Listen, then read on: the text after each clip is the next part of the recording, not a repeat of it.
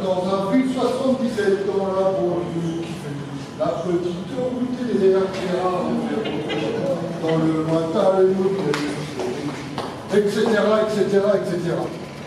40 piges que je la pousse, ma bécane. 40 piges qui me pourrit la vie avec sa chanson sur Gérard Lambert. Moi, Renaud, c'était mon pote. Et, on a fait les manifs ensemble. Et puis un jour, un soir, on rentre d'une manif, et puis je te montre avec ma mob, avec ma bleue. Et Renaud, il me dit, tiens, j'ai écrit une chanson.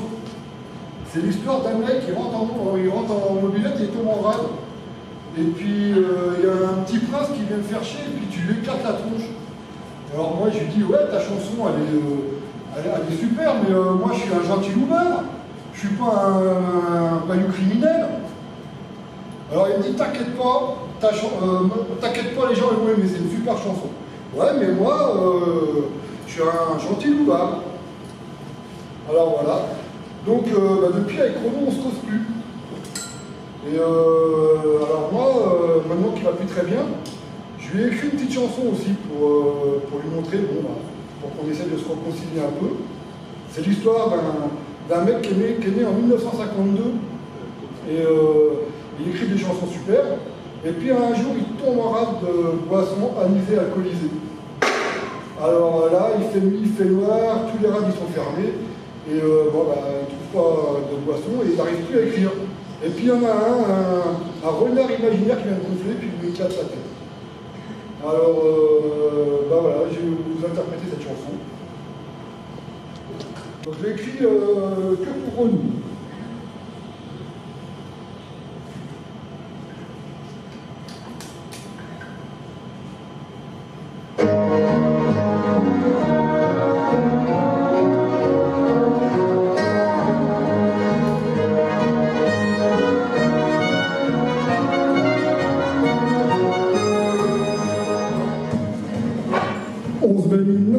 Dans le 14e août qui fait nuit, la petite route est déserte, le père séchant roule sur la banquette, maman séchant et pousse corpoque. Ça y est, j'ai planté le décor, créé le climat de ma chanson. Ça sent la vie, ça pue la joie, j'aime bien cette ambiance profonde.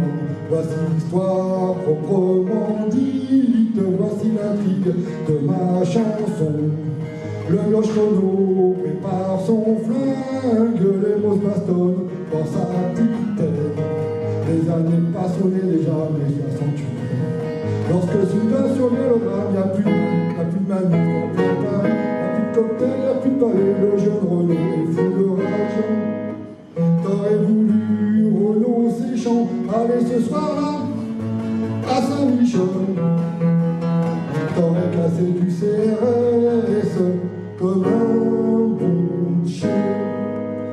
Il prend chaque rate sur son ampli, s'assied par terre et réfléchit. Dans cette banlieue de bidonville, il n'y a pas un rat ouvert la nuit. Dans le lointain, il y a les barrières qui fument encore. Qu'est-ce que je vais foutre, bordel de Dieu, je vais quand même pas retourner ta vie. Plus il s'angoisse, moins ça arrive, quand soudain lui m'a tué.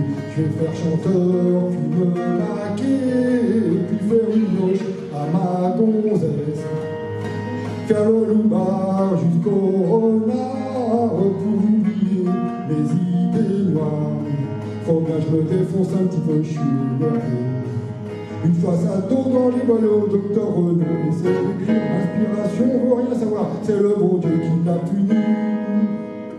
T'aurais pas dû, docteur Renaud, aller ce soir-là à la close. T'aurais dû rester chez ta meuf comme un bon cœur. Alors pendant une demi-heure dans son ricot il est crevé, il est en sueur, il a de l'encre jusqu'au bout. Dans le lointain, le jour se lève comme d'habitude. À ce moment-là, un mec arrive, un pauvre renard aux cheveux, et qui lui dit comme au bistrot, s'il te plaît, paye-moi un cadeau. Un petit jaune ou un pastis, une anisette, un doux rimuche. Tout ce que tu veux, mon pote, t'es libre, mais offre-moi quelque chose de fort. Dans le lointain, il se passe plus rien du lycée. Alors, un gros coup de sunshine, bien placé entre deux jambes, tatatin. Docteur Renaud éclate le plus haut du vieux renard qui est monté. Faut pas gonfler Docteur Renaud quand il écrit pour ses petits sauvageons. C'est la morale de ma chanson. Moi, j'en chouette, pas vous, ah bon.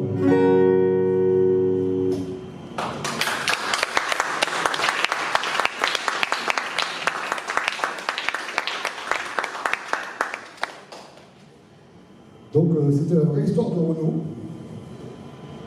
Alors, Renaud Pierre-Emmanuel Séchant, dit Renaud, est un auteur, compositeur, interprète et poète français, né le 11 mai 1952 à Paris, 14 ans, en même temps que son faux jumeau. Dorénavant, la famille se compose de 3 garçons et 3 filles.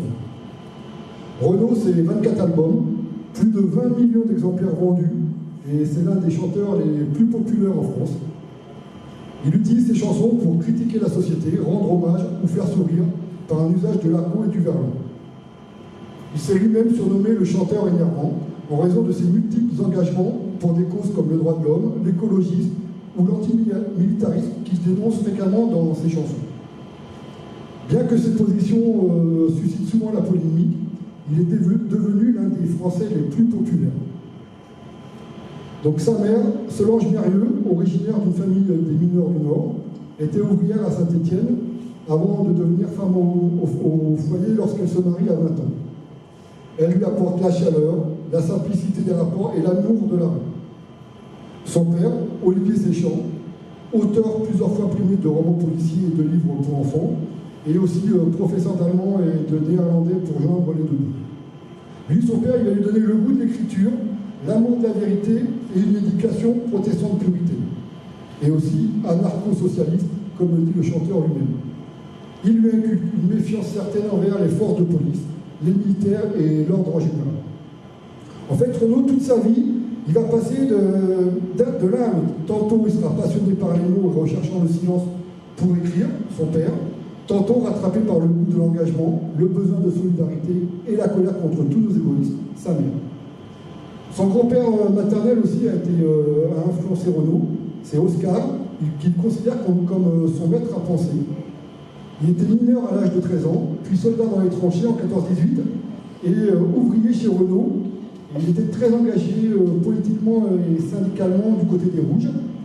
Il va lui liguer ses idées politiques, le goût du combat auprès des classes ouvrières, l'attirance des gens simples, ceux qui vivent de peu et ont le goût du partage. Son enfance. Renaud, il a une enfance heureuse, entre les champs à perte de vue du 14e arrondissement de la Porte d'Orléans et des vacances dans les Cévennes, au pied du mont Lozère. Et ces souvenirs ne le quitteront jamais et l'inspireront dans plusieurs de ses chansons. Sa scolarité. Les premières années de l'école primaire se passent bien, mais un événement tragique va faire naître en lui l'engagement politique et lui faire prendre conscience de la réalité de la vie et l'éloigner de ses rêves d'enfant. Et il n'a que 9 ans lorsque ses parents y reviennent en larmes et très choqués de la manifestation contre la guerre en Algérie et qu'ils racontent à leurs enfants ce qu'ils viennent de vivre, la folie meurtrière des policiers. Suite à cette prise de conscience, sa scolarité se dégrade, il commence à se passionner pour les grandes causes et seules les matières comme le dessin et le français l'intéressent. Le côté militaire du sport le dégoûte. Il redouble sa classe de 3e et croule sur les appréciations désastreuses, travail nul, aucun intérêt aux cours qui perturbent fréquemment, mauvais éléments, électricité, etc., etc. Et va rater pour la seconde fois son brevet du collège, et ce qui ne l'empêche pas de poursuivre ses études au lycée. Pendant cette période, il prend conscience de la violence et de l'égoïsme des hommes, et ressent de la colère contre eux, pour le triste monde qu'ils vont nous léguer. Il rêve de liberté, mais ne sait pas comment s'en sortir. Et c'est un événement national qui va donner l'opportunité à Renaud d'en finir avec l'école. Et c'est mai 68. Donc le 11 mai 68, il fête ses 16 ans sur les barricades et se range du côté des anarchistes en arborant un grand A sur sa veste des stocks américains. Il préfère les barricades à la cour des lycées et il passe ses nuits à occuper la Sorbonne, et c'est là qu'il va écrire sa toute première chanson. Est-ce que vous connaissez sa première chanson? Non? C'est Crève salope. On va écouter Renaud nous raconter la création de sa première chanson.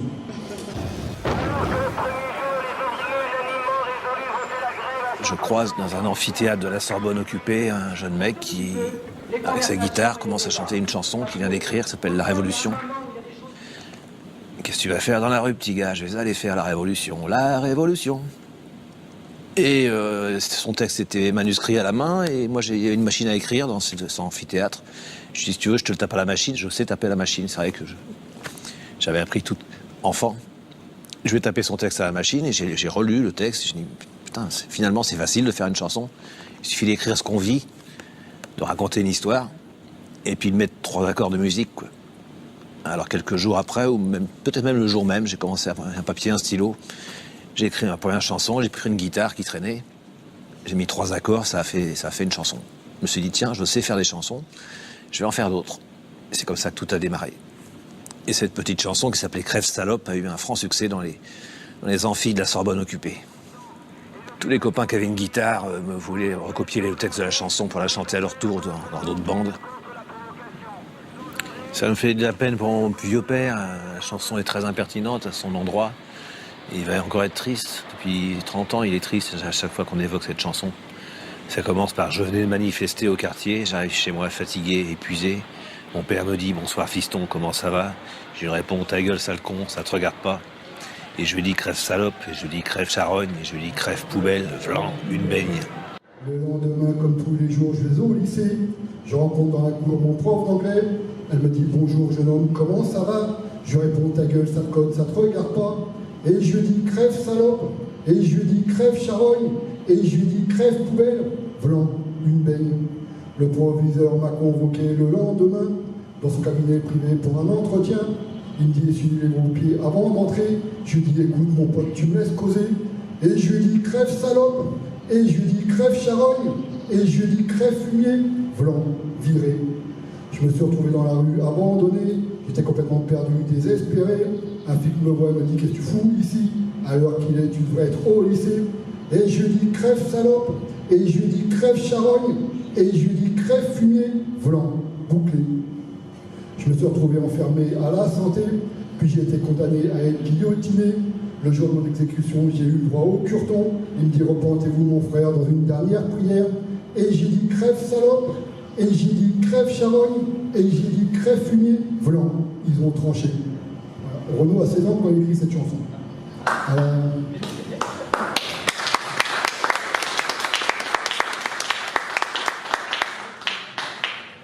Donc là, on est à la fin de mai 68. Renaud avait trouvé un public, mais tous reprennent le chemin des cours, sauf lui qui va pendant 5 ans accumuler les petits boulots. Déjà en août, il part avec des potes de 68 et ils fondent une communauté anarchiste sur le mont Lozère, dans les Cévennes, mais ils sont très vite délogés par la gendarmerie. Donc il retourne à Paris, il s'installe dans une chambre de l'aune et il entre dans la vie active comme libraire. Et ça va lui permettre de se plonger dans la lecture des plus grands écrivains. Boris Vian, Maupassant, Céline, Zola, Prévert, Brouillon. Il chante aussi, mais uniquement pour ses amis. Et ses idoles, c'est Hugo Frey, Bob Dylan, Georges Brassens, Antoine. Avec son salaire, il va se payer sa première moto et il va commencer à traîner avec des copains, une bande de loupards qui se fait appeler la bande d'Argenteuil. Il se met à porter le blouson de cuir noir, le perfecto. Son quotidien, c'est bagarre, cambriolage. Et surtout, un cambriolage qu'il a regretté toute sa vie. La bande prépare un cambriolage, Renaud n'ose pas reculer. J'ai poussé la porte, et en poussant la porte, j'ai vu à 1 mètre de moi, il y avait un plumard, et dedans, il y avait un couple qui dormait. Et à côté du lit, à 10 cm de l'entrebâillement de la porte, il y avait une chaise. Visiblement, sur les murs, il n'y avait rien, il n'y avait pas de chaîne stéréo, il n'y avait pas de coffre-fort, il n'y avait pas de lingots d'or. Et il y avait une chaise avec une veste en velours posée là. Je dis à mon pote, qu'est-ce qu'on fait? On parlait tout doucement, qu'est-ce qu'on fait alors? Allez, viens, on s'arrache et tout. Ils sont dedans, ils dorment, il n'y a rien à tirer et tout, viens, on s'arrache. Je dis non, merde, on n'est pas venu pour rien. Oh, c'est trop con et tout. Peut-être dans la veste, viens à la feuille, il y a des thunes et tout. J'ai pris la veste délicatement. Sur le palier, j'ai fouillé les poches. Il n'y avait rien dedans, sauf une pauvre montre, mais nulle. Genre, je sais pas, une montre à 10 sacs qu'elle donne avec un bracelet en tissu tout déchiré. Et comme vraiment, symboliquement, il fallait que j'ai volé une fois quelque chose d'important dans un casque, en vrai, mais bon, sans effraction, parce que c'est déjà effractionné la porte. J'ai piqué la montre. Et j'ai laissé la veste sur le palier parce que je me suis dit, le fait de la remettre sur la chaise, peut-être ça va les réveiller, j'ai trop peur. Et puis on est parti en cavalant. Et le lendemain, j'ai désolé, le lendemain, j'étais malheureux, mais comme rarement, j'étais malheureux, quoi. J'étais mal, je me dis, merde, je suis un nul. La seule fois de ma vie où je vais faire un truc vraiment interdit, dangereux. Enfin, non, j'avais fait des petits trucs, mais le premier cas, j'ai réussi à voler un pauvre. Toute ma vie, j'ai eu honte, j'ai encore honte. Voilà, si le mec que j'ai volé ce jour-là se reconnaît, je suis offert de montant en or aujourd'hui. Pour me faire pardonner parce que c'est épouvantable. Donc le chapitre de la montre met fin à la courte carrière de voleur de Renault. Courte carrière de voleur. Donc il part en vacances, pour lui après ça, il part à Belle-Île-en-Mer et il rencontre Patrick Devers qui va lui proposer un rôle de comédien au Café de la Gare. Et là, Renault, il est persuadé d'avoir trouvé sa vocation acteur. Patrick Devers, Miu, Romain Bouteille, Coluche, le fascine, avec lesquels il joue sur les planches une pièce, Les Robins des Bois. C'est l'histoire d'un mec qui détrousse les bourgeois pour redistribuer au prolos. C'était vraiment un rôle parfait pour Renault. Donc puis, il va commencer à chanter dans les rues et dans les cours d'immeubles. Il chante avec son copain accordéoniste Michel Ponce. Il porte la capette d'ouvrier de son grand-père Oscar, un foulard rouge et un futal pas de téléphone, le look Titi. Il chante le Paris populaire de Bruand, Piaf, Ferré, Brassens et Dylan. Et quelques chansons personnelles, dont Hexagone, Camarade bourgeois, Gueule d'Amache, qui leur valent des applaudissements, mais ils ne percent toujours pas. Alors Renault a l'idée d'aller chanter devant la file d'attente du Café de la Gare. Le résultat, c'est 400 personnes qui, tous les soirs, rigolent, applaudissent et en redemandent. Et là, le producteur de Coluche, de Claude François et Michel Pomareff, il les remarque et il les engage pour 3 mois en première partie du spectacle de Coluche. Il leur dit, le groupe s'appellera Les Petits Loulous et pour l'histoire, vous sortirez de tôle. Malheureusement, l'aventure ne dure que 3 semaines car Michel, l'accordéoniste, est appelé sous les drapeaux. Renault est découragé. Mais encouragé par son producteur, Renault continue seul et se fait remarquer par 2 autres producteurs, lesquels, trouvant ses chansons formidables, le persuadent de signer directement pour un 33 tours. Alors je ne sais pas s'il y en a qui n'ont jamais vu de 33 tours, en fait c'était l'équivalent d'un, ce qu'on appelle aujourd'hui un album. Mais il faut savoir que dans les années 80, dans les années 75, on commençait d'abord par un 45 tours, un single. Et si le 45 tours il marchait, ben, on faisait un 33 tours. Mais Renault, lui, il commence directement avec un 33 tours. Et c'est son premier album, et ce premier album n'a pas de nom. Et par la suite, il va prendre celui de la première chanson, qui s'appelle Amoureux de Paname. Ça, c'est le premier album de Renault, le Titi. Donc, sur cet album, on retrouve quelques succès, dont la première chanson interprétée par Renault le 10 avril 1975 à la télévision, dans l'émission Midi Première, présentée par Daniel Gilbert. Et cette chanson, c'est Camarade bourgeois. Et bien sûr, on trouve Hexagone. Alors Hexagone, c'est un pur boulot. Les journaux, trac radio, tout se livre à violente polémique. Le titre fait scandale et est interdit de radio sur France Inter pendant la venue du pape. Et son producteur venu défendre l'album chez une grande radio, il retrouve l'album affiché dans les toilettes avec écrit dessus « Ici, ça sentira moins mauvais ». Dans cette chanson, Renault se moque du comportement conventionnel des Français et de leurs petits rituels. Donc, Hexagone.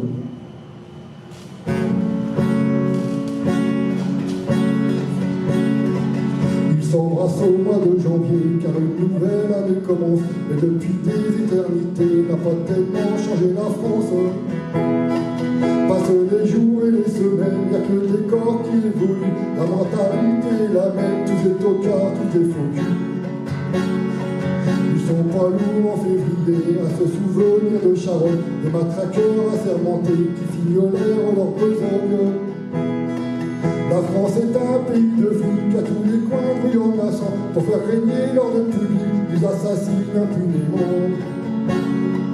Quand on exécute au mois de mars de l'autre côté des Pyrénées, un anarchiste du Pays Basque pour lui apprendre à se révolter. Il crie, il pleure et il s'indigne de cette immonde mise à mort, mais ils oublient que la guillotine chez nous aussi fonctionne encore. Être né sous le signe de l'Hexagone, c'est pas ce qu'on fait mieux en ce moment. Et le roi des cons sur son trône, je parierais pas qu'il est allemand. On leur a dit au mois d'avril, à la télé, dans les journaux, de pas se découvrir d'un film que le printemps c'était pour bientôt. Mais le principe du XVIe siècle et les vieilles traditions débiles, ils les appliquent tous à la lettre, ils font pitié ces imbéciles. Ils se souviennent au mois de mai d'un sentiment à rouge et noir, une révolution manquée qui faillit renverser l'histoire. Je me souviens sur tous ces moutons effrayés par la liberté, s'en allant voter par millions pour leur et la sécurité. Ils commémorent au mois de juin un débarquement de Normandie. Ils pensent aux braves soldats requins qui puissent se faire tuer dans chez lui. Ils oublient qu'à l'abri des bombes, les Français crient à vive Pétain, qu'ils étaient bien portés à Londres, qu'il n'y avait pas beaucoup de gens moulins. Mettez sous le signe de l'Hexagone, c'est pas la gloire en vérité. Et le roi des sur son trône, ne dites pas qu'il est portugais. On a fait au mois de juillet, on soupire une révolution qui n'a jamais éliminé la misère et l'exploitation. Ils s'abreuvent de bateaux populaires, d'artifices et de flonflons. Ils pensent oublier dans la guerre qu'ils sont gouvernés comme des pions. Au mois d'août c'est la liberté, après une longue année d'usine, ils crient vive les congés payés, ils oublient un peu la machine. En Espagne, en Grèce ou en France, ils ont pollué qui te les plaques, et par leur unique présence habillait tous les paysages. Lorsqu'en septembre on assassine un peuple élu de liberté, au cœur de l'Amérique latine, ils sont pas nombreux à gueuler.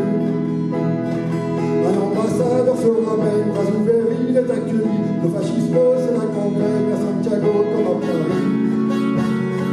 Mettez sous le signe de l'Hexagone, c'est vraiment pas une sinécure.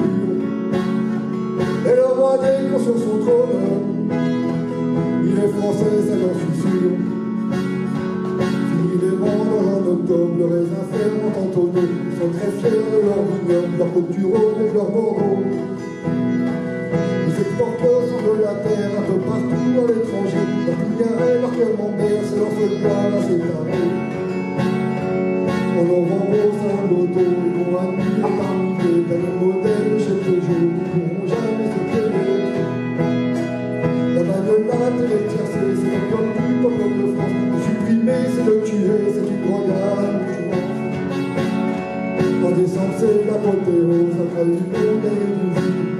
En décembre, c'est l'apothéose, après une...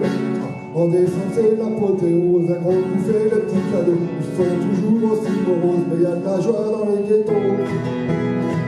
La terre peut s'arrêter de tourner, ils ne rateront pas le réveillon. Moi, je voudrais tous les voir crever et tous les gueules d'un autre marron. Mettez sous le signe de l'Hexagone, on peut pas dire que ce soit bon, non.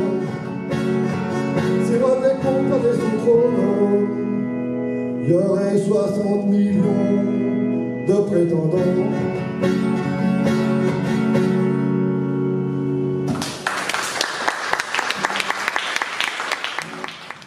Donc, vous aimez l'histoire un peu? Oui. Donc, on va se remémorer un peu les faits là, de l'Hexagone. Ils sont pas longs en février à se souvenir de Charonne, des matraqueurs assermentés. Ça fait référence, vous vous rappelez tout à l'heure quand les parents de Roubaud sont rentrés choqués en larmes. En fait, ils revenaient de la manifestation le 8 février 1962 pour dénoncer la guerre d'Algérie. Une manifestation est organisée. Celle-ci est interdite par le gouvernement, mais a quand même lieu. Le préfet, Maurice Papon, donne l'ordre de réprimer. C'est un massacre. Bilan, 9 morts, 250 blessés. En fait, ce qui s'est passé, c'est que les policiers ont chargé, et les manifestants, ils ont voulu se réfugier dans le métro, mais l'État avait donné l'ordre de fermer toutes les grilles de métro. Donc ils se sont retrouvés un peu au piège, pris comme des rats au piège. Et en fait, les policiers, tout ce qu'ils avaient sous la main, les grilles qui protègent les arbres, les pavés, ils ont tout jeté sur les manifestants qui étaient bloqués. Il y a aussi, quand on exécute au mois de mars, de l'autre côté des Pyrénées, un anarchiste du Pays Basque, pour lui apprendre à se révolter. Donc ça fait référence à la peine de mort. Là, nous sommes en 1975 et la peine de mort n'a été abolie en France qu'en 1981.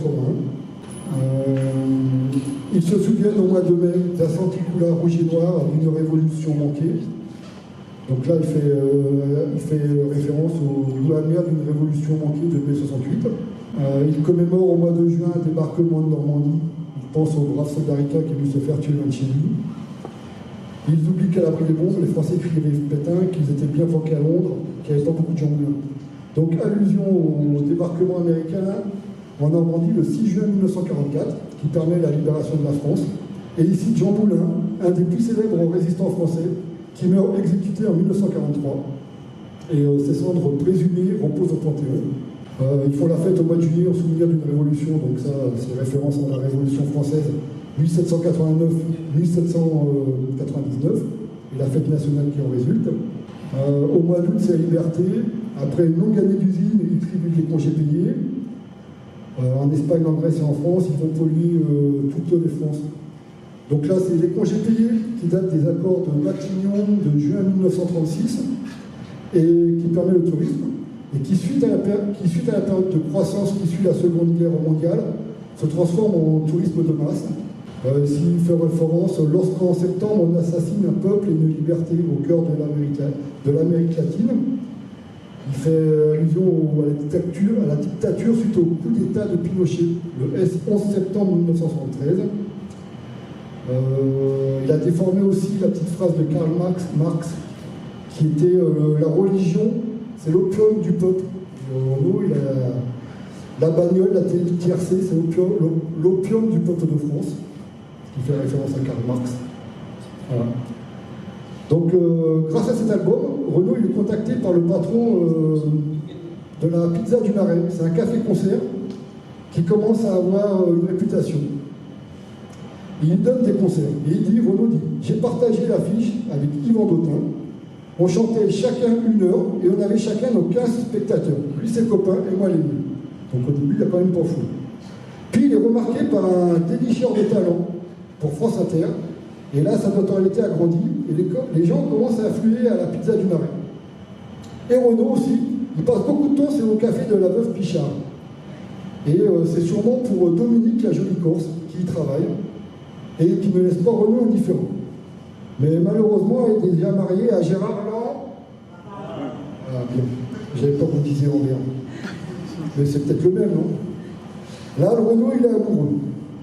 Donc là, maintenant, Renaud va sortir de sa période de Titi Parigot pour entrer dans une période de Loubard. Ça va durer de 1977 à 1982. Donc il abandonne son image de Titi parisien pour celle du gentil Loubard au blouson de cuir et Santiago. Et il commence à parler verlan. C'est pendant cette période, entre l'enregistrement de son deuxième album, des concerts au Café France, et surtout les pauses au café de la Veuve Pichard, qu'il va séduire Dominique, et qui est alors toujours marié à Gérard Land. Ah, c'est bien. Donc 1977, ça va être la sortie de son deuxième album, qui s'appelle Place à Main-Bob, et sera rebaptisé Les Béton. C'est la chanson phare de l'album, qui est sortie en 1977. Donc, sur cette pochette, sur l'album, alors je ne sais pas si vous allez voir, mais donc on voit Renaud sur sa mobilette, et là sur le bord, on voit une silhouette un peu noire. En fait, c'est Dominique qui rentre sur la photo et ça suggère son entrée dans la vie de Renaud. Donc, la chanson Laisse Béton, écrite sur un paquet de cigarettes à la Pizza du Marais, ça devient un tube et révèle Renaud au grand public. Et le parler verlan, c'est une sorte d'argot codé qui inverse les syllabes à l'intérieur d'un mot. Et ça devient, suite à la chanson de Renaud, ça devient un phénomène de société. Donc je vais vous interpréter Laisse Béton.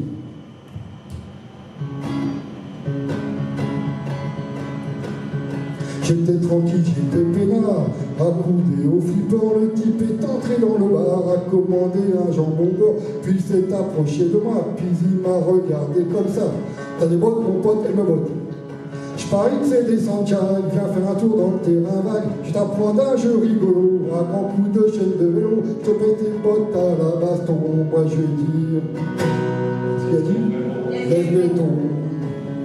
Il m'a filé une veine, j'ai filé une torgnole, m'a filé une châtaigne, je lui ai filé mes rôles. J'étais tranquille, j'étais peinard, accoudé au comptoir, le type est entré dans le bar, a commandé un café noir, puis il m'a tapé sur l'épaule et m'a regardé d'un air drôle. T'as le même bouton que t'as le boulot, même ton, les pavillons. Moi je me l'échelle sur mon scooter, avec ça je serai un vrai rocker. Viens faire un tour dans la rue et je te montrerai mon opinion, et je te chouerai ton blouson. Moi j'ai dit,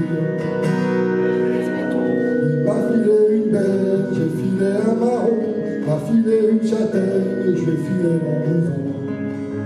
J'étais tranquille, j'étais peinard, je réparais mon mobilette. Le type a surgi sur le boulevard, sur sa grosse moto super chouette. S'est arrêté le long du trottoir et m'a regardé d'un air bête. T'as le même bulletin que j'ai dit, je dis t'arrêtes ta fille.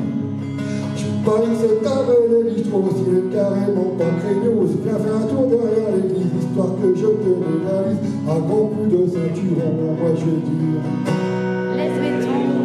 Il m'a filé une belle, j'ai filé une mandale, m'a filé une châtaigne, j'ai filé mon futal. La morale de cette pauvre histoire, c'est quand t'es tranquille et peinard, faut pas trop traîner dans les bars, à moins d'être fringué en costard. Quand à la fin d'une chanson, tu te retrouves un peu à chanter l'autre, faut avoir l'imagination pour trouver une chute rigolote.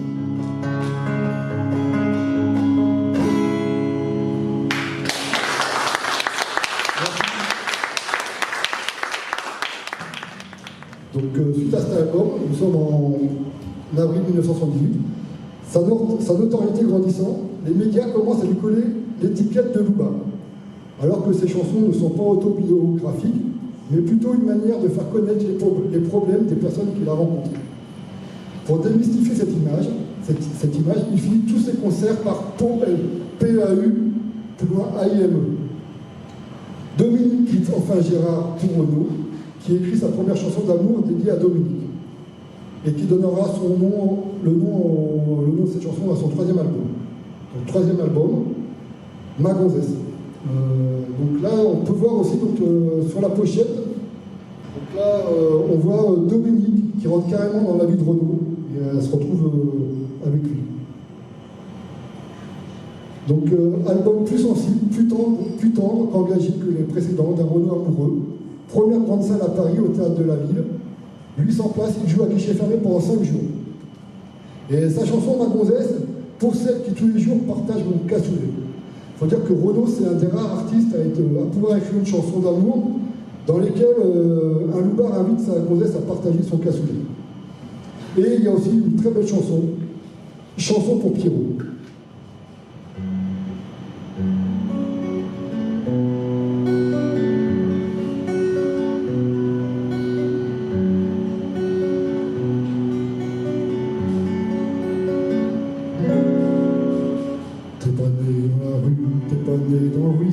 T'es pas un enfant perdu, pas un enfant salaud. T'es né dans ma tête et tu vis dans ma peau. J'ai construit ta planète au fond de mon cerveau. Pierrot, mon gosse, mon frangin, mon poteau, mon copain, tu me tiens chaud. Pierrot, depuis le temps que je te rêve, depuis le temps que je t'invente, de pas te voir j'en crève, et je te sens dans mon ventre. Le jour où tu te ramènes, j'arrête de voir trop nu. Moi toute une semaine, ce sera dur mais tant pis. Pierrot, mon gosse, mon frangin, mon poteau, mon copain, tu me tiens chaud. Pierrot, tu sois fille de princesse ou tu sois fils de rien, tu seras fils de tendresse, tu seras pas orphelin. Mais je connais pas ta mère et je la cherche en vain. Je connais que la misère d'être tout seul sur le chemin. Pierrot, mon gosse, mon frangin, mon poteau, mon copain, tu me tiens chaud. Pierrot, dans un coin de ma tête, il y a déjà ton trousseau, un jean, une mobilette, une paire de Santiago. T'iras pas à l'école, je t'apprendrai les gros mots. On jouera au football, on ira au bistrot. Pierrot, mon gosse, mon frangin, mon poteau, mon copain, tu me tiens chaud. Pierrot, tu te laveras pas les pognes avant de venir à table, et tu me traiteras d'ivrogne quand je piquerai ton cartable. Je t'apprendrai mes chansons, tu les trouveras débiles. T'auras peut-être bien raison, mais je serai vexé quand même. Pierrot, mon gosse, mon frangin, mon poteau, mon copain, tu me tiens chaud. Pierrot, tu seras le chef de ma bande. Je te filerai mon couteau, je t'apprendrai la truande. Allez, viens, mon copain, je t'ai trouvé une maman. Tous les trois, ce sera bien. Allez, viens, je t'attends. Pierrot, mon gosse, mon frangin, mon poteau, mon copain, tu tiens chaud. Pierrot.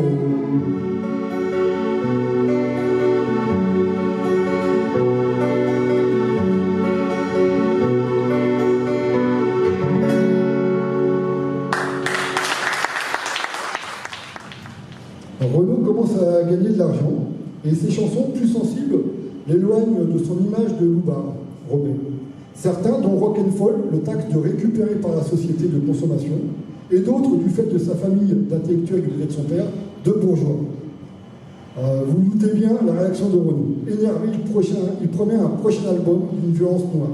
Donc 1980, quatrième album, Marche à l'ombre. Donc plus d'1 million d'albums de vendus. Et sur cet album, on retrouve le phénomène Gérard Lambert, ouais, il y en a 2 qui suivent. Et donc Gérard Lambert, c'est une satire de Gérard Lanvin. À l'époque que des Renaud draguait Dominique, Gérard Lambert n'était pas trop d'accord. On retrouve Où est-ce que j'ai mis mon flingue, qui s'en prend violemment à toutes les critiques qu'il a reçues, et Mon HLM, dressant un portrait d'une France sans rêve aigri et sans cœur. Et là, donc, pour vous interpréter cette chanson, j'ai demandé à un des plus grands guitaristes de Rabelaisie de venir m'accompagner. J'ai nommé Patrick. Patrick.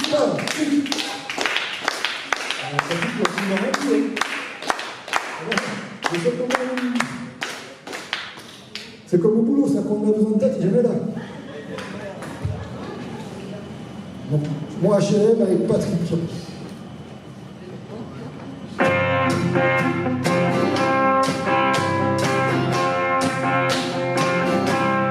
Au rez-de-chaussée, dans mon HLM, il y a une espèce de barbouille qui surveille les entrées, qui tire sur tout ce qui bouge, surtout si c'est brisé. Parfait dans les caves, avec son méritage, appelez-le qui chourave, le pinard au bourgeois, il se retrait la machine, dans sa petite pétule, sa femme sort pas de la cuisine, sinon il peut dessus, il ne dérangerait, et même dans la légion, j'ai fini par le jeter, c'est le dire s'il est bon, à plus tard qu'il est bien, mon HLM, et la mobilitaire, le HLM, au premier, dans mon HLM, y'a quelqu'un qui m'a dit, comme par en alpaga, sous 4 périmètres, sur 2 pièces plus le tien, il en a chez 20 ans, pour en arriver là, maintenant il est content, mais il parle de se casser, de toute façon il peut pas, il lui reste à payer, le lave-vaisselle la télé, et la joue pour ses chats, parce que naturellement, c'est un petit bloc sorti, il n'aime pas les enfants, c'est vous dire s'il est pris, plus tard qu'il est vrai, mon HLM, il a le prix du temps, le HLM, dans mon HLM, il y a une bande allumée qui va s'y soumis dans 60 mètres carrés. Il y a tout le temps de la musique, devant cette façon de il y en a un qui est chômeur, il y en a un qui est artiste, il y en a une c'est ma sœur, il vit comme ça relax, il y a des matelas par terre, les voisins sont furax, ils font un boulot d'affaires, il ne peut jamais leur loyer, dans les rues c'est des bouts, ils ont pris la lumière.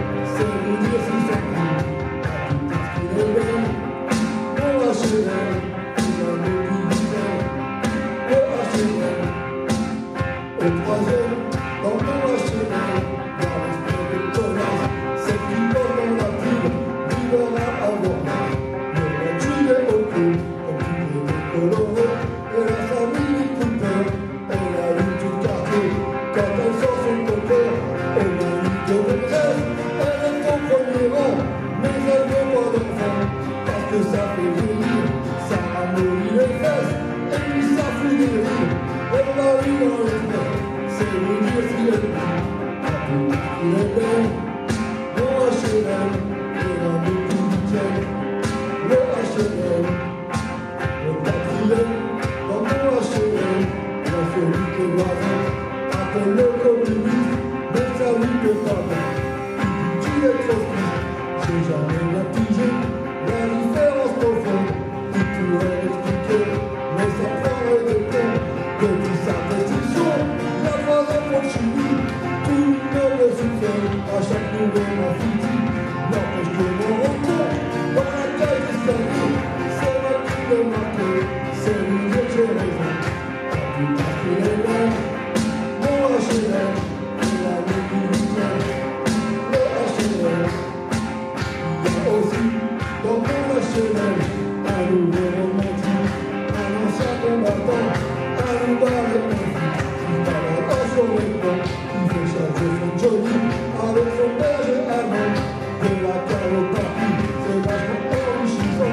j'en ai marre, c'est bravo.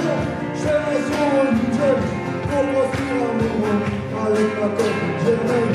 Un monde rempli d'enfants, quand le jour se lève, on finit dans du foyer. Si vous dites si on rêve,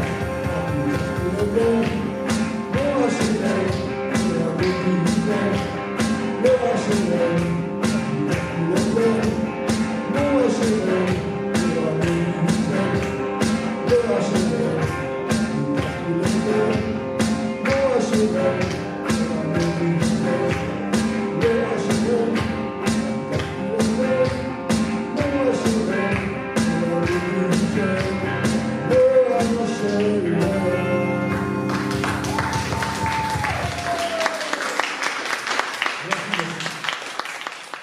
donc applaudi par le public et la presse pour son premier concert, Renaud Abomino, qui donne naissance au premier double album là, Renaud Abomino. Renaud commence à gagner de l'argent, mais pas question de rentrer dans le système. Il exige que le prix des places ne dépasse pas 50 francs. À l'époque c'était le franc, donc en 2015 ça faisait à peu près 15 euros. 15 euros pour un concert, c'est inimaginable aujourd'hui. Donc 1980, c'est aussi le 1er août, mariage avec Dominique à la mairie de Paris 3e. 1er août, mariage avec Dominique. 9 août, naissance de Lolita, qui inspirera la chanson En Cloque, et que tous les papas découvriront et s'approprieront lors de la sortie en 1983. Là, on est en 1980. Et la rencontre de son idole, Hugo Frey, lequel, venu à un concert, découvre un très grand artiste et viendra dans la loge pour le féliciter. Donc, 1981, 5e album, le retour de Gérard Lambert. Alors, il y en a un qui a été content avec ça, c'est Lanvin. Et Renaud dit, Lanvin m'en a voulu d'en remettre une couche. Tu as brisé ma carrière avec ta chanson à la con, tu m'as pris comme modèle pour ce petit voyou criminel. J'aime bien rigoler, Gérard, tu sais bien. Ben moi, ça me fait pas rire, t'es qu'un enfoiré. Aujourd'hui, le temps a passé, GG m'a pardonné, ouf, merci mon Dieu. Donc, le retour de Gérard Lambert, c'est un album de transition entre Marche à l'ombre et Morgane de Toi. Marche à l'ombre qui va commencer à quitter les bars, et Morgane de Toi qui va commencer à parler un peu plus de sa famille. Mais donc l'album s'éloigne de la violence, mais il continue à dénoncer la bêtise humaine, la drogue. Il interprète aussi Soleil immonde de son ami Coluche, qui a écrit ses états d'âme d'écorché vivre, triste et malheureux. Et il y a aussi une très belle chanson, Manu. Donc Manu, c'est le diminutif de Manuel, c'est le 3e prénom de Renaud, qui dit « J'ai écrit cette chanson en repensant à ces soirées sans fin, où je m'abrutissais à la bière en attendant de séduire Dominique. » Donc Manu.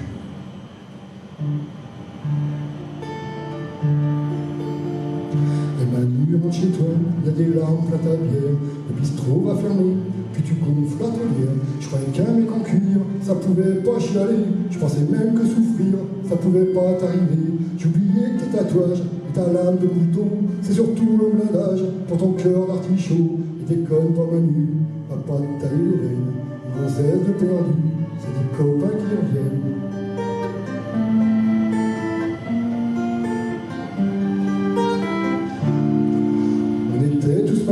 Quand toi t'étais tout seul, tu disais je me fais chier, j'aurais sauvé ma gueule. T'as croisé cette nana qui était faite pour personne, t'as dit elle est pour moi, ou alors y'a mal donne. T'as été un peu vite pour tatouer son prénom à l'endroit où palpite ton grand cœur de grand con. Et déconne pas Manu, c'est à moi que tu fais la peine, gonzesse de perdu, c'est des copains qui reviennent.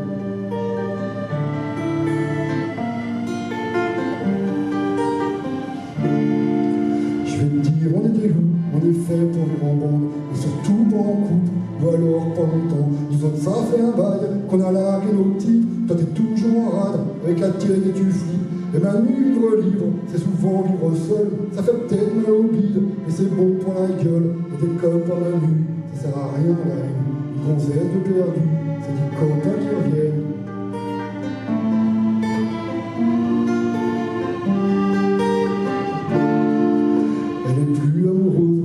Faut que tu t'arraches, elle peut pas être heureuse dans les bras d'un apache. Quand tu lui dis je t'aime, si elle te demande du feu, si elle a la migraine et qu'elle est dans ton pieu, dis t'es désolé, t'as dû courir de trottoir. Quand tu l'as rencontré, t'as dû te tromper d'histoire. Et déconne pas Manu, va pas tailler les veines, gonzesse perdue, c'est des copains qui reviennent. Et des connes pour Manu, ça sert à rien la haine. Gonzesse perdue, c'est des copains qui reviennent. Et des connes pour Manu, c'est à moi que tu fais la peine. Gonzesse perdue, c'est des copains qui reviennent. Et des connes pour Manu, allez, déconne pas.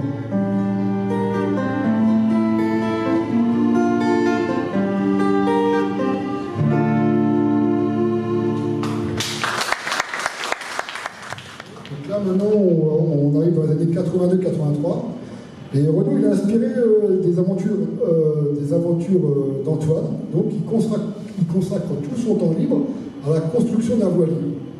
Puis il largue les amarres, un mardi sans trop réfléchir, sur le fait qu'on ne s'improvise pas marin. Donc il part avec sa femme et sa fille, donc Dominique malade, sa femme, sa fille pas bien, le voyage est écourté, mais il ne rentre pas au Bredouille. Mais avec l'une de ses plus belles chansons. C'est Dès que le vent soufflera. Et donc là, bon, c'est un scoop parce qu'elle n'est pas encore sortie sur l'album, parce que normalement, c'est chronologique. Et par contre, si vous voulez ou si vous l'aimez, je peux vous la chanter. Et si vous la connaissez, je ne sais pas. Oui, non? Oui. Donc, si vous la connaissez, on peut commencer ensemble. Hein? C'est pas l'homme qui prend la mer, c'est la mer qui prend l'homme. Ta-ta-ta. Vous avez oublié le ta-ta-ta? Vous me dites que vous la connaissez, puis vous oubliez le ta-ta-ta. C'est pas l'homme qui prend la mer, c'est la mer qui prend l'homme. Ta-ta-ta. Pourtant, il y a des spécialistes de Renaud là-devant. Là. Allez, on recommence. Ne vous gourrez pas là. C'est pas l'homme qui prend la mer, c'est la mer qui prend l'homme. Ta-ta-ta. Voilà, la mer, elle m'a pris, je me souviens, un mardi. J'ai troqué les Santiago et mon cuir un peu jaune contre une période d'oxade et un vieux filet jaune. J'ai déserté les crasses qui disaient sois prudent. La mer c'est dégueulasse, les poissons baissent dedans. Dès que le vent soufflera, je repartirai. Dès que les vents tourneront, nous nous en allerons. C'est pas l'homme qui prend la mer, c'est la mer qui prend l'homme. Moi la mer elle m'a pris au dépourvu. J'ai mal au cœur sur la mer en furie. J'ai volé mon 4 heures et mon minuit aussi. Je suis connu partout, j'ai dormi dans des draps mouillés. Ça m'a coûté des sous, la plaisance et le pied. Dès que le vent soufflera, je repartirai. Dès que les vents tourneront, nous nous en allerons. C'est pas l'homme qui prend la mer, c'est la mer qui prend l'homme. Mais elle prend pas la femme qui préfère la campagne. La vieille madame au port, au bout de la jetée, l'horizon est bien mort dans ses yeux délavés. Assis sur une butte d'amarrage et le port, son homme qui l'a cuit, la mer c'est son malheur. Dès que le vent soufflera, je repartirai. Dès que les vents tourneront, nous nous en allerons. C'est pas l'homme qui prend la mer, c'est la mer qui prend l'homme. Dans la mer, elle m'a pris comme on prend un taxi. Je ferai le tour du monde pour voir à chaque étape si tous les gars du monde veulent bien lâcher la grappe. J'irai aux 4 vents, foutre un peu le poisson. Jamais les océans n'oublieront mon prénom. Dès que le vent soufflera, je repartirai. Dès que les vents tourneront, nous nous en allerons. C'est pas l'homme qui prend la mer, c'est la mer qui prend l'homme. Moi la mer, elle m'a pris comme et mon bateau aussi. Il est fier, mon navire, il est beau. Mon bateau, c'est un fameux trois-mâts, fin comme un oiseau. Et t'as pas du pajot, cœur faisant, qui navigue pas sur des cajots, ni sur des poubelles. Dès que le vent soufflera, je repartirai. Dès que les vents tourneront, nous nous en allerons. C'est pas l'homme qui prend la mer, c'est la mer qui prend l'homme. Moi la mer, elle m'a pris, je me souviens, un vendredi. Ne pleure plus ma mère, ton fils est un peu long. Ne pleure plus mon père, je vis au fil de l'eau. Regarde votre enfant, il est parti marin. Je sais c'est pas marrant, mais c'était mon destin. Dès que le vent soufflera, je repartirai. Dès que les vents tourneront, nous en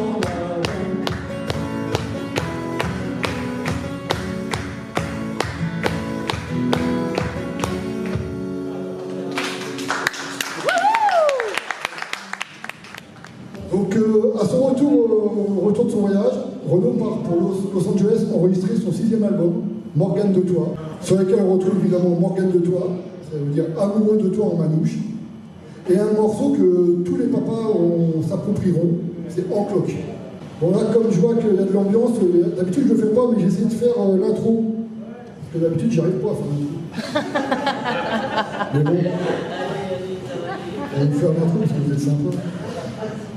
Il n'y a que Bubu qui arrive d'habitude, Patrick Buard.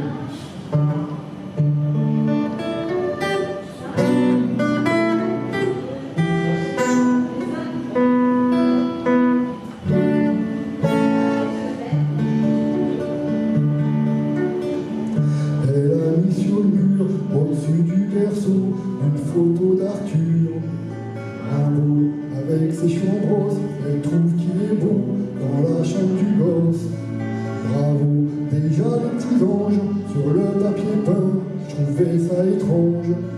Je dis rien, elles me font marrer, ces idées loufoques, depuis qu'elle est en cloque. Elle se réveille la nuit, veut bouffer des fraises, elle a des envies balèzes. Moi je suis au petit soin, je me défonce en 8 pour qu'elle manque de rien. Ma petite, c'est comme si je pissais dans un violoncelle, comme si j'existais plus. Pour elle, je me retrouve planté tout seul dans mon froc, depuis qu'elle est en cloque.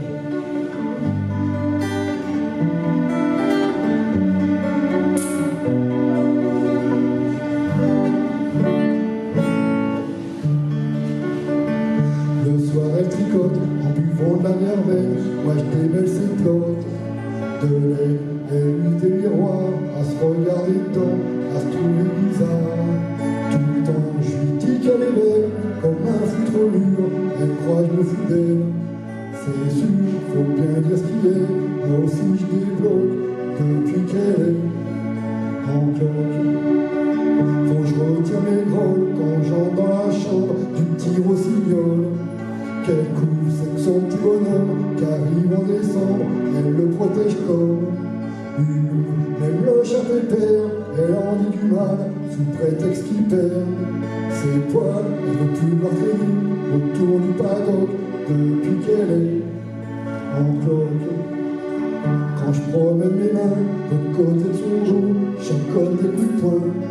Ça bouge, tu dis t'es un jardin, une fleur, un ruisseau, alors elle devient toute rouge. Parfois ce qui me désole, qui me fait du chagrin, quand je regarde son ventre. Et le mien, c'est même si je donnais, t'aider comme un fond, moi je serai jamais en cloque.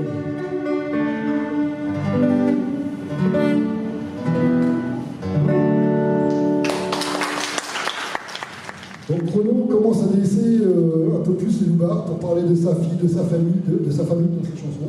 Il troque son blouson de cuir contre une veste de jean, mais garde les Santiago et le bandana rouge. Renaud signe chez Virgin pour 18 millions de francs. À l'époque, c'est une somme record. Ça correspond à peu près à 6 millions d'euros aujourd'hui. À 30 ans, Renaud a tout. Mais il vit sa réussite comme une injustice, il en souffre. Très tiraillé avec ses origines de famille d'ouvriers et son succès. Donc pour se faire pardonner, pour s'excuser, il est très généreux avec toutes les associations. Il donne beaucoup. Et en 1985, la sécheresse et la famine font des milliers de morts en Éthiopie. Et il écrit SOS Éthiopie. Il crée le groupe Chanteurs sans frontières. C'est un succès. Le disque rapporte 10 millions de francs, soit à peu près 3 millions d'euros, le premier mois, et qui seront répartis entre différentes associations engagées contre la famine en Éthiopie. Donc là, un moment crucial de sa vie, c'est août 1985, il part à Moscou, en URSS, aujourd'hui c'est la Russie, pour un concert. Et là c'est un piège. On va le laisser, c'est un piège, il part dans une colère, et on va le laisser nous raconter ça. Renaud aborde ce voyage chez les soviets comme un Tintin curieux de découvrir l'URSS de la toute nouvelle perestroïka. Il croit pouvoir chanter en toute liberté, mais dans le public du parc Gorky, la vieille garde communiste a préparé une riposte au moindre faux pas. Voici une chanson légèrement impertinente, la vertu principale d'un artiste, l'impertinence vis-à-vis des grands de ce monde. Voici une chanson qui s'appelle Déserteur. Quand arrive le couplet sur la guerre froide, c'est la surprise. Les gendarmes s'étaient pointés chez eux. Quand les Russes, les Ricains font péter la planète, moi j'aurais l'air malin avec ma bicyclette. Un coup de sifflet. Toutes les caméras qui étaient en train de filmer, évidemment Renaud en train de chanter, se tournent vers l'aéroscope. Et là, au coup de sifflet, tout l'aéroscope se barre.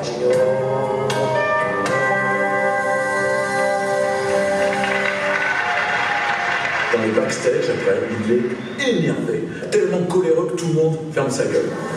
Tout était prévu, organisé, carré, pensé. Il y en a là-dedans. Ils sont forts, c'est fort. Je vais pas ce petit quand j'ai servi de ma vie, j'ai dit, putain, j'ai fait mes sortir 10 fois scène. On s'est fait avoir jusque-là.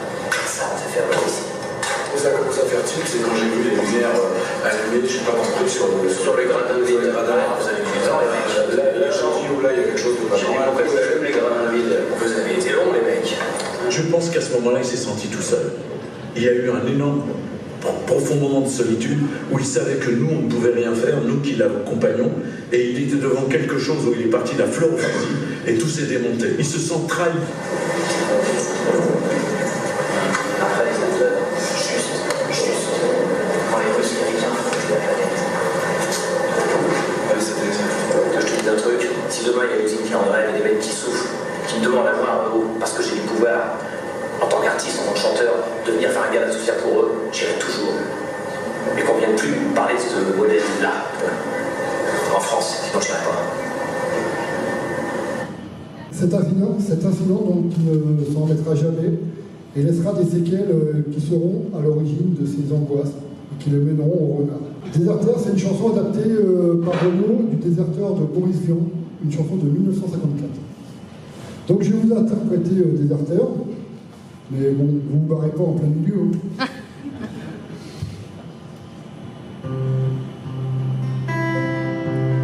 Monsieur le Président, je vous fais une bafouille que vous lirez sûrement si vous avez des couilles. Je viens de recevoir un coup de fil de mes vieux pour prévenir que les gendarmes étaient pointés chez eux. J'ose pas imaginer ce que leur a dit mon père, lui les flics, les curés et puis les militaires. Il a vraiment dans le nez, peut-être encore plus que moi, dès qu'il peut en bouffer. Et Anna, j'aime pas. Et Anna, j'aime pas. Alors il paraît qu'on cherche que la France a besoin de moi. C'est con, je suis en Ardèche, il fait beau, tu ne crois pas.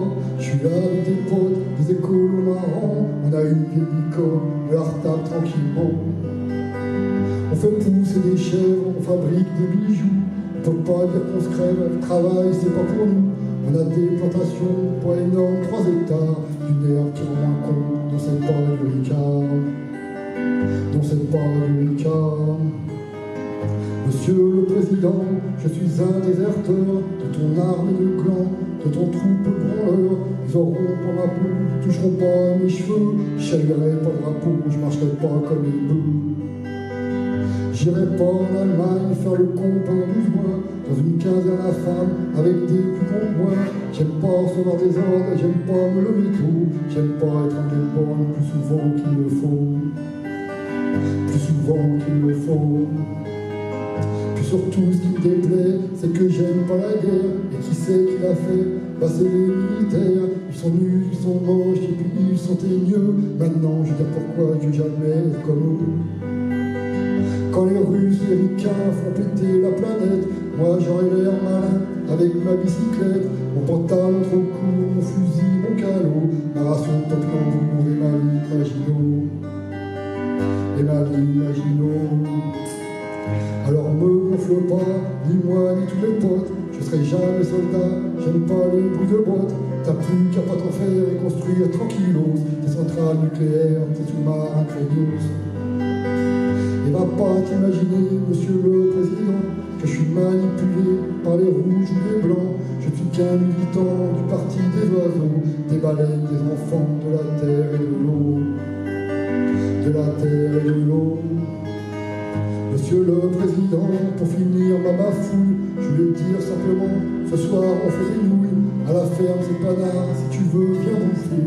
On fumera un pétard et on pourra causer. On fumera un pétard et on pourra causer.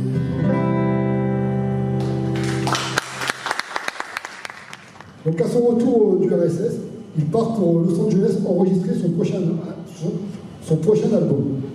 Pendant la finalisation des enregistrements, c'est assez long, c'est très long, là, le chanteur n'a pas beaucoup de travail, et Renaud il se fait chier. Alors il griffonne une chanson qui va faire de lui une star. C'est un épisode de son enfance, les roudoudous, les petits bons-becs.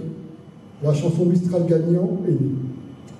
Le soir, et par téléphone, bah oui, à l'époque on n'avait pas internet, donc par téléphone il appelle sa femme Dominique, et pas du tout convaincu, et il lui fait écouter la chanson. Et Dominique lui dit, c'est une des plus belles chansons que tu aies écrites. Si tu ne l'enregistres pas, demain je te quitte. Au revoir mon amour, et elle raccroche. Mistral gagnant deviendra la chanson préférée des Français, élue chanson française de tous les temps. Encore une injustice pour Renaud qui ne comprend pas que sa chanson arrive devant Ne me quitte pas de Jacques Brel ou L'Aigle Noir de Barbara. En décembre 85 sort l'album Mistral gagnant, son 7e album, et là, dès la sortie, peu de temps après la sortie, c'est 2 millions de ventes. C'est énorme. Donc, mais Mistral gagnant, c'est aussi la désillusion, avec Fatigué, la désespérance, et un titre, Miss Maggie. Alors Miss Maggie, ça va déclencher un mini-scandale politique, en raison de ses paroles insultantes envers Margaret Thatcher, alors Premier ministre à l'époque du Royaume-Uni, qui ira jusqu'à compromettre le tunnel sous la Manche. Et il faudra beaucoup de diplomatie à la France pour faire aboutir le projet. Renaud y va un peu fort, il ne fait pas l'unanimité, mais comme d'hab, il s'en fout. Il écrit ce qu'il veut. Et bien sûr, la nostalgie avec Mistral gagnant.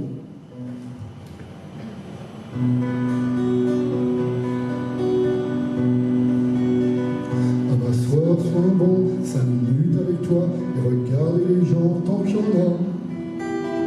Te parler du bon temps, qui est mort ou qui reviendra, en serrant dans ma main tes petits doigts. Puis donner à bouffer à des pigeons idiots, leur filer des coups de pied pour le faux. Et entendre ton rire qui lézarde les murs, qui sait surtout guérir mes blessures.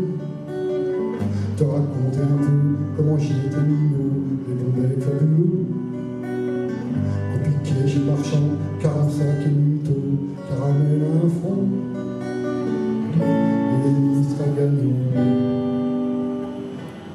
Marcher sous la pluie, 5 minutes avec toi, et regarder la vie tant qu'il y en a. Te raconter la terre en te bouffant les yeux, te parler de ta mère un petit peu. Et sauter dans les flaques pour la faire râler, bousiller nos godasses et se marrer. Et entendre ton rire comme on entend la mer s'arrêter, repartir en arrière. Te raconter surtout les carambars montants et les cocoboères. Et les vrais roudoudous qui nous coupaient les lèvres et nous niquaient les dents. Et les ministres à gagnant. À m'asseoir sur un banc, 5 minutes avec toi, regarder le soleil qui s'en va. Te parler du bon temps, qui est mort et je m'en fous, dire que les méchants c'est en nous. Que si moi je suis bas, ce n'est que tes yeux, car ils ont l'avantage d'être deux. Et entendre ton rire s'envoler aussi haut que s'envole le cri des oiseaux. Te raconter enfin qu'il faut aimer la vie et l'aimer lui aussi. Le temps est assassin et emporte avec lui les rires des enfants. Et les ministres à gagnant. Et les ministres à gagnant.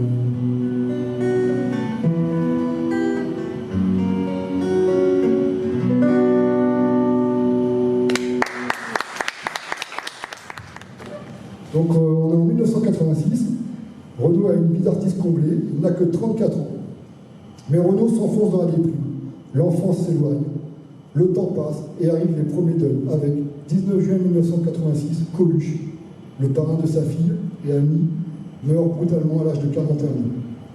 Ce qui ne va pas aider Renaud à surmonter ses démons, et c'est le début de toutes les désillusions.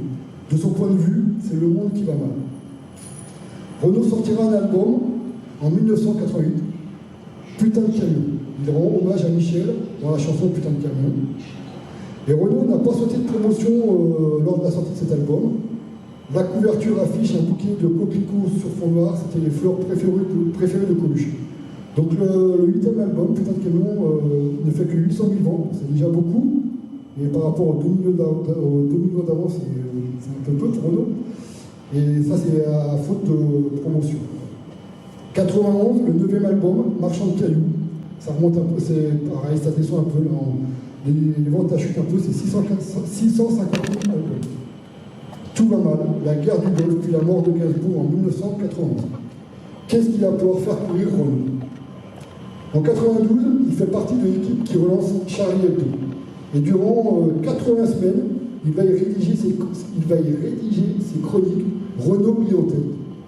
Dire autrement qu'en chanson, ses colères contre ce monde cruel et sans conscience. Et en 93, il va jouer le rôle principal dans Germinal, le roman d'Émile Zola.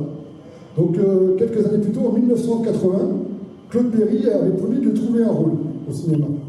Et là, c'est promesse tenue avec le rôle d'Étienne Lantier, mineur et syndicaliste au grand cœur. Un rôle fait pour Renaud. Donc il acceptera ce rôle aux côtés de Miu Miu, Gérard Depardieu et Jean Carbet. Jouer la comédie, il en rêvait. Incarner un mineur comme feu son grand-père Oscar, c'est un aboutissement. Renaud s'investit à fond. Et après les journées de tournage, c'est avec les mineurs que Renaud se retrouve.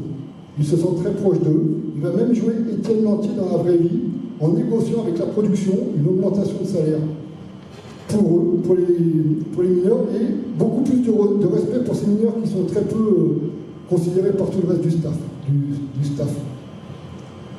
Renaud va dépenser la totalité de son cachet, la moitié à faire la fête avec ses mineurs, et l'autre moitié il va la donner à un mineur dont la maison venait de brûler. Et par amour pour ces gens, il va chanter pour eux et il leur dédie son 10e album, Renaud Canté du Nord. Et l'album va lui valoir en 1994 sa première victoire de la musique dans la catégorie album de musique traditionnelle. Mais lors de la première projection du film, Renaud est déçu. Il ne retrouve pas toutes les scènes fidèles au script et il prend cela pour une trahison à Zola, à son rôle et à sa confiance. On écoute Renaud nous raconter ça. La première projection que j'ai vue tout seul dans une petite salle, j'ai vu que mes défauts, et Dieu sait si j'en ai vu. J'ai vu que les coupes du film, c'est-à-dire toutes ces scènes tournées, vécues, aimées, et qui me paraissaient donc, enfin, qui étaient fidèles au script, et le script étant particulièrement fidèle au roman. Ces scènes disparues, j'étais dérouté, j'étais persuadé que c'était une trahison à Zola, à mon rôle, à la confiance qu'on m'avait fait, que moi j'avais donné en jouant ces scènes à fond. Puis il va y avoir une période un peu floue, il va être absent de la scène médiatique. Donc là on est en 94, on va pas trop le voir jusqu'en 2001 où il réapparaîtra aux Victoires de la musique. Donc en 1994 sort son 11e album, À la Belle de Mai, 600 000 ventes. En 96, Renaud sort un album des reprises de Brassens. Renaud chante Brassens. Et on peut voir aussi un clip dans lequel il y a un montage, Renaud et Brassens qui chantent ensemble. Je suis un voyou. Je vous encourage à le voir, c'est bien fait. Puis là, on va rentrer dans une période, la période du renard. Alors là, le renard, il va pointer le bout de son museau. Alors, suite à l'événement, à l'incident de Moscou, donc à son retour de Moscou, il y a 15 ans, Renaud, il fait une crise d'angoisse. Il est persuadé que les Russes avaient prévu de faire exploser son avion en plein vol. Et aujourd'hui, c'est à Cuba, sur les traces de Che Guevara, que sa paranoïa refait surface. Il pense que le KGB veut sa peau. Il va même refuser de faire une photo avec un jeune garçon de peur d'être accusé de faire du tourisme sexuel par la police. Son séjour s'écourt et ses angoisses ne s'apaiseront que lorsqu'il retrouvera sa Dominique à l'aéroport de Charles de Gaulle. À partir de maintenant, le renard ne le lâchera plus. Il est persuadé que les communistes veulent sa mort, mais sans trop savoir pourquoi. Il voit des KGBistes partout, jusque chez ses voisins.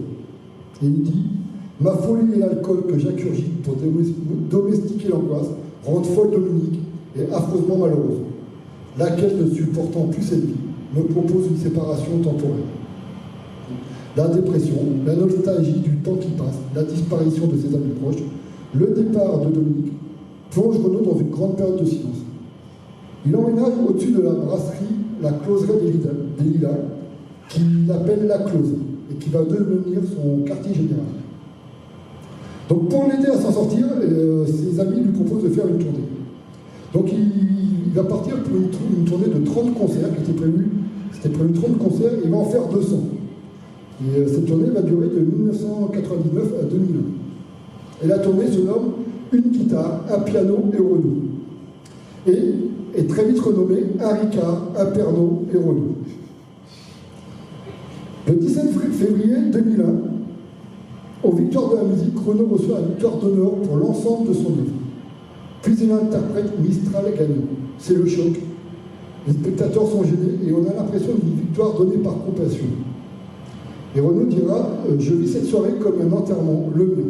Tous les ingrédients y sont, jusqu'à la standing ovation que me fait le public, après m'avoir entendu massacrer Mistral gagnant. » Et lorsque Renaud revisionne sa prestation, il se trouve pathétique, il prend conscience de son état et de l'urgence à se ressaisir. Donc là, on va rentrer maintenant dans une période de reconstruction. Et il y a deux événements qui vont lui redonner envie de vivre et de créer. La première, c'est en 2002 à La Close, il rencontre la chanteuse Romane. Il en tombe amoureux, ils chantent ensemble. Renaud écrit pour Romane, mais n'arrive toujours pas à écrire pour lui. Et la deuxième, c'est Renaud, il est un peu dans une période de sevrage, il est un peu en manque. Et à La Close, il y a un copain homosexuel qui lui dit « Si tu écris une chanson sur les petits homosexuels, je t'offre un Ricard. Un seul contre une chanson, une chanson contre un Ricard. » Donc il prend cela comme un défi et écrit l'histoire d'un petit PD, de base anonyme et employé de bureau, ce que lui avait demandé son ami. Le lendemain, à la relecture de la chanson, il se rend compte qu'il est encore capable d'écrire. C'est le déclic, et il se remet à écrire et on ne peut plus l'arrêter. Et quelques mois plus tard, le 28 mai 2022, sortira l'album Boucan d'enfer. Boucan d'enfer, c'est le bruit qu'a fait dans sa tête sa séparation avec Dominique. Là, c'est le 13e album et c'est 2,5 millions d'albums de vendus. Donc il parle de sa souffrance, sa mélancolie, il s'en prend à Bernard-Henri Lévy dans l'Antarctique, il s'en prend aussi aux médias, aux showbiz, à la télé-réalité, dans Je vis caché. Les attentats du 11 septembre 2001 ne pouvaient pas le laisser indifférent. Donc il écrira la chanson Manhattan Kaboul. Alors cette chanson, c'est 1 million de copies vendues en 6 semaines. C'est un succès fulgurant. Et c'est la chanson de Renaud la plus écoutée à la radio, même devant Mistral gagnant. Il y a aussi un autoportrait, Dr Renaud, Mr Renard. Donc le 5 août 2005, Renaud épouse Romane. Ce mariage et l'amour sortent Renaud de l'alcoolisme. Son âme de militant renaît et il lutte, à cette période, il va lutter pour la libération d'Ingrid Betancourt. À l'époque, elle est otage des FARC en Colombie. Et en fait, elle a été otage du 23 février 2002 au 2 juillet 2008. Donc à peu près 6 ans. Et donc il investit, il donne beaucoup d'argent, il va payer les études de ses enfants. Et il va même payer un hélicoptère qui va survoler la jungle pour lancer des photos de ses enfants en espérant qu'elle en récupère une et que ça leur donne un peu du courage pour montrer qu'on pense encore à elle. Donc le 7 juillet 2006, son père décède. Et une semaine plus tard, le 14 juillet, Romane met au monde le petit Malone. Octobre, c'est aussi la sortie de son 14e album, Rouge, 700 000 exemplaires. C'est pas mal. Donc c'est le retour du chanteur énervant, fustigeant tous les maux de la société, les politiques, les religions ou encore les bourgeois royaux. Comme dans le premier single, Les Bobos. Le jour de sa parution, l'album est déjà certifié disque de platine. 500 000 ventes. C'est un retour réussi. Donc je vais vous interpréter Les Bobos.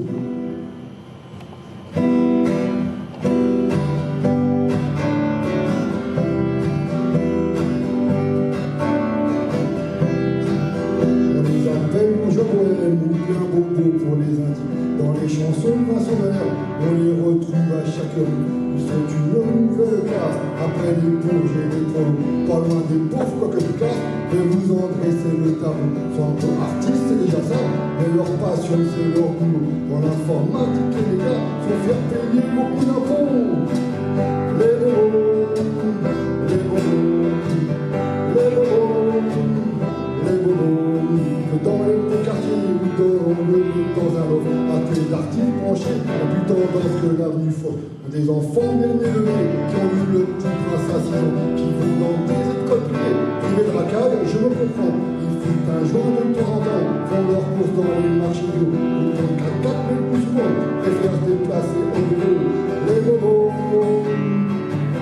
les bobos, les bobos, les bobos, ils veulent belles confusions, les inroquetés, les marins. Leur vie de chevet, c'est souvent près du catalogue Ikea. Ils aiment les restos japonais et le cinéma coréen. Passent leurs vacances au fond de l'île. Côte d'Azur, franchement ça craint. Ils regardent surtout Arte, Canal+, c'est pas les héros. Surtout les matchs du PSG et de temps en temps un petit porno. Les bobos, les bobos, les bobos, les bobos. Ils écoutent sur leur chaîne France Info toute la journée. Alain Bachot, François Darly et forcément Gérard Manset. Ils aiment des proches sans même savoir que des proches les détester. Devant ces gens-là, même s'ils ont honte de la vraie. Ils aiment Jacques Lang et Sarkozy, ils votent toujours écolo. Ils adorent le maire de Paris, Ardisson et son pote Marco. Les bobos, les bobos, les bobos, les bobos. La fameuse French Diesel, lui c'est Harmony ou Kenzo. Pour leur cachemire, toujours nickel, ça dit Voltaire, là je dis bravo. Ils fréquentent beaucoup les galeries d'art et de bistrot. De la moindre agacée, en écoutant un Michel. Ma plume est un peu assassine pour ces gens que je n'aime pas trop. Parce qu'à côté, j'imagine que je fais aussi partie du lot. Les bobos, les bobos, les bobos, les bobos.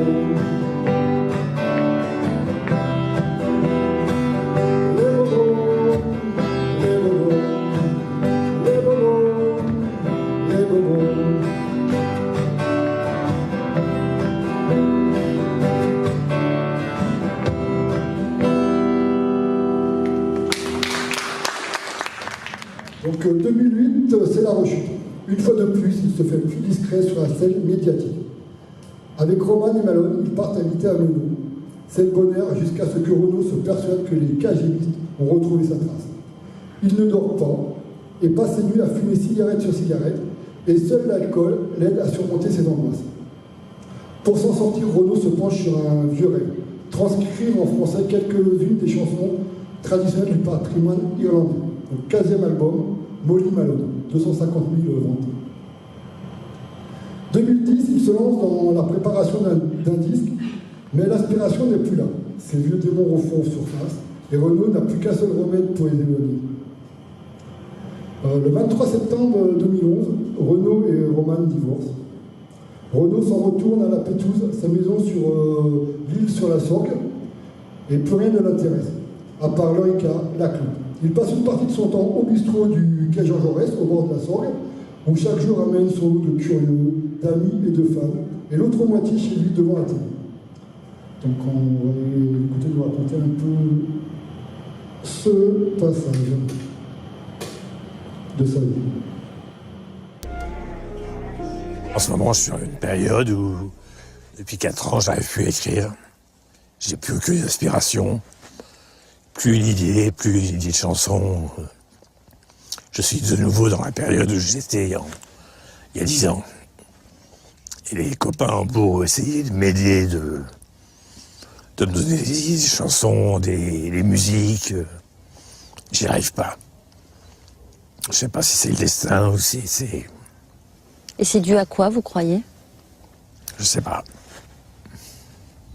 Peut-être que les moments de bonheur et de dépression alternent chez moi. Et comment vous expliquez ça? J'explique pas. Donc, avril 2015, Grand Corps Malade charge 12 artistes pour la réalisation d'un album. Renaud accepte, il écrit une chanson, Ta batterie. Et aussitôt, il reçoit des milliers de lettres de soutien. Et il dira, Grand Corps Malade m'a remis au travail, mais ce sont ces milliers de lettres qui m'ont convaincu d'arrêter de boire, d'arrêter de me détruire. Pendant l'enregistrement de ce nouvel album à Bruxelles, Renaud buvait encore beaucoup. Il était très difficile de faire les enregistrements. Et prenant conscience de l'état de Renaud, Dominique, Lolita et Roman le supplient de se soigner. Et Renaud, n'ayant plus la faculté de discernement, il refuse. Et il fait la confusion entre sa famille qui voulait le sauver et les cagistes cubains qui voulaient l'empêcher d'enregistrer son album. Et seul un malaise poussera Renaud à se faire soigner dans une clinique privée hyper sécurisée à Bruxelles. Et après une batterie d'examen, les résultats tombent. Donc il y a son taux de potassium qui est catastrophique, qui aurait pu lui être fatal dans les jours suivants. Mais bon, ça c'est pas très grave, ils en remettent et puis c'est reparti. Et donc les autres examens qui dévoilent aucune atteinte ni au foie, ni au poumon, ni au cerveau. Tout va bien en fait. Renaud, c'est reparti. 3 semaines plus tard, il ressort, ne boit plus, il est remis sur pied et il écrira la chanson Toujours debout, qui annoncera son retour, qui se fait vraiment attendre. Et c'est un drame qui va repousser Renaud sur le devant de la scène. Ce sont les attentats du 7 janvier dans les locaux de Charlie Hebdo, dans lesquels Renaud perd plusieurs copains, la bande de Charlie. Là, c'est 12 morts, 4 blessés graves, plus des innocents dans l'épicerie hyper cachère de la porte de Vincennes. Renaud, il participe à la manifestation du 11 janvier assez péniblement.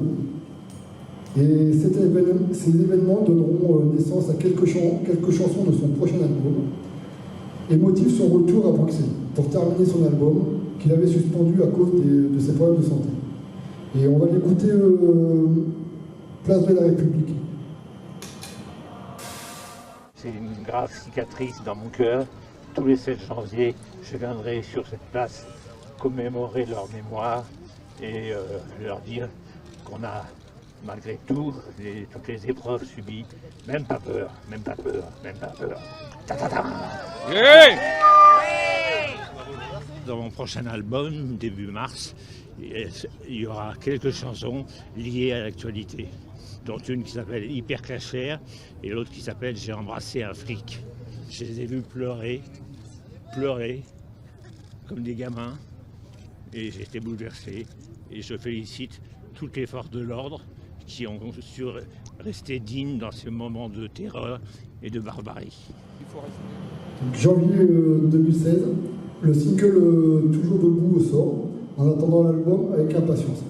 Et Toujours debout, c'est vraiment du bon Renaud. La chanson est publiée dans la nuit du 25 au 26 janvier. Elle rappelle Où est-ce que j'ai mis mon flingue, sorti en 1980. Alors moi j'adore la petite phrase « Que celui qui n'a jamais titubé me jette la première bière ». Ça c'est du Renaud. Donc 3 jours après la publication sur le net, c'est plus de 2 millions de vues sur le net. C'est un retour réussi. Donc 17 mars, mise en vente des billets de son prochain concert. 8 avril, sortie du 16e album de Renaud, avec Toujours debout, que je vais vous interpréter.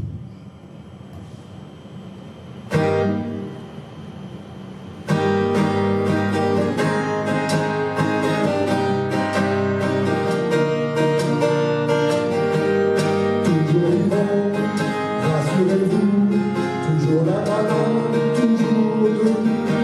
Je suis remonté, remis sur pied, moi sur l'équipole, ressuscité. Tous ceux qui tombent autour de moi, c'est des cadeaux, c'est des handicats. Tous ceux qui tombent autour de moi, et moi je suis toujours là, toujours vivant. Rassurez-vous, toujours la banane, toujours debout. Il est pas né, il m'a barré, le crétin qui voudra m'enterrer. Je ne veux plus les télé, je n'aime pas Internet. Arrêtez de parler, on radio, on gazette. Ils m'ont cru disparu, on me croit oublié. Putain c'est foutu, je continue de chanter.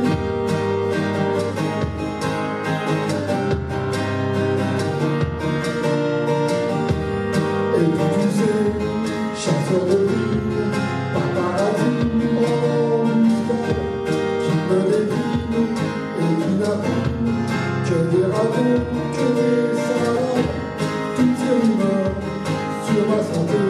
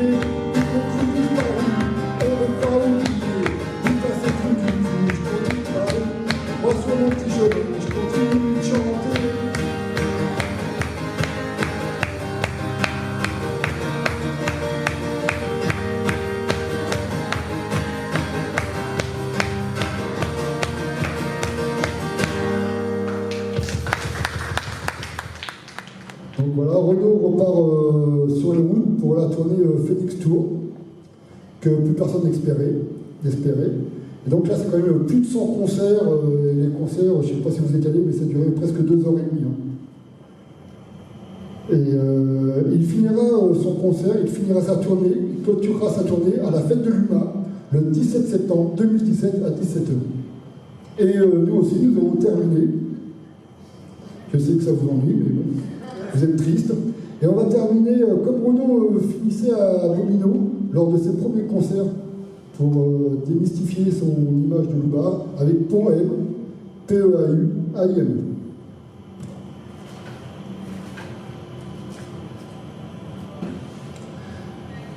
J'ai garé ma mobilette devant l'entrée des artistes. J'ai laissé la porte ouverte pour avoir un œil sur elle. Il ne faudrait pas qu'on profite que je suis en train de vendre ma cablote pour se débiner sur ma shot. J'ai beau mettre des antivols, ça fait la 9e qu'on pique, ça fait la 11e que je vole. Quoi? Qui c'est qui? C'est pas vrai, toi? Bah t'as raison, mon pote. J'ai jamais eu de mobilette, ou alors quand j'étais petit, et je l'avais acheté avec les ronds de mes économies. Laisse béton, je démystifie. Non, maintenant j'ai une Harley, une grosse, qui a un grand guidon, une grande fourche, une grande roue, un grand trou dans mon budget. Ma bécane, c'est comme un cheval, ça tombe bien, je suis conçu pour. Elle est faite pour épouser la forme de mes gens marqués. Sans blague, t'avais pas remarqué? Avec elle, je suis un cow-boy. Je suis shérif dans mon quartier. Porte d'Orléans, je suis à Londres. Par ici, on n'y croit pas. Dans le quartier, on me traite de goy, c'était pour rimer avec cow-boy. Et tous les apaches de Paris qui me voient passer sur la bête, ils se font de la gueule. C'est pas gentil. Laisse béton, je démystifie. J'ai laissé mon perfecto derrière dans la coulisse, accroché au porte-manteau. Et puis, j'ai eu peur qu'il glisse entre les doigts du taulier que, bien que ce soit un brave mec, il aimerait bien me chouriner. Alors, je viens sur scène avec. Là, j'ai un insigne SS, l'initiale de ma gonzesse, que c'est même pas ma gonzesse, c'est la femme à mon copain, que c'est même pas mon copain. Parce que moi, j'ai pas de copain, pas d'amis, pas de parents, pas de relation. Ma famille, c'est la prison, mon copain, c'est mon blouson, c'est mon surin. Quoi? Qui c'est qui? C'est pas vrai, toi? T'as raison, mon pote. Des copains, j'en ai des tonnes toutes les nuits dans tous les rats, tous les paumés, les ivrognes, tous les fous, tous les malades qui, devant un perroquet, une cantère ou un petit joint, se déballonnent dans un hockey. Ils refont de mode à leur image. Tous ces mecs, c'est mes copains. Hé, touche pas à mon copain. Sors dehors, c'est un homme. Moi, dans ces cas-là, je sors pas. Dans ma tête, je suis pas un homme. Dans ma tête, j'ai 14 ans. Dans les muscles aussi, d'ailleurs. Je parlais des muscles des bras. Et tu veux me casser la tête? Ben vas-y, casse-toi, vas-y. Laisse béton, je démystifie. Sur le bras droit, j'ai un tatouage, il y a une fleur, il y a un oiseau qui ne s'envolera plus jamais. Puis il y a le prénom d'une souris. Une souris qui est tellement belle qu'il faudrait que je m'appelle Verlaine pour trouver les mots qu'il faut pour la décrire un peu. Mais je vais essayer quand même. Dans ses yeux, il y a tant de soleil. Quand elle me regarde, je bronze. Dans son sourire, il y a la mer. Et quand elle me parle, je plonge. Quand je serai grand, on se mariera, puis on aura plein d'enfants. Même que ça sera un garçon même qui s'appellera Pierrot. Laisse-moi fermer les yeux. Ouais, laisse-moi rêver un peu. Sur le bras gauche, on a un autre.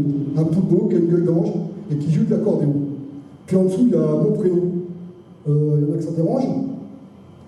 Dans le méo, je vais me faire tatouer un aigle, aux ailes déployées. On m'a dit, il n'y a pas la place. Non, t'es pas assez carré, alors t'auras un moineau. Il y a des moineaux rapaces, hein? Ça te fait marrer mes conneries? Lève béton, je démystifie. Bon, c'est l'heure, moi j'ai fini. Je vous vois tout à l'heure au bar, et je vais me jeter un petit écart, et ça, c'est pas des conneries.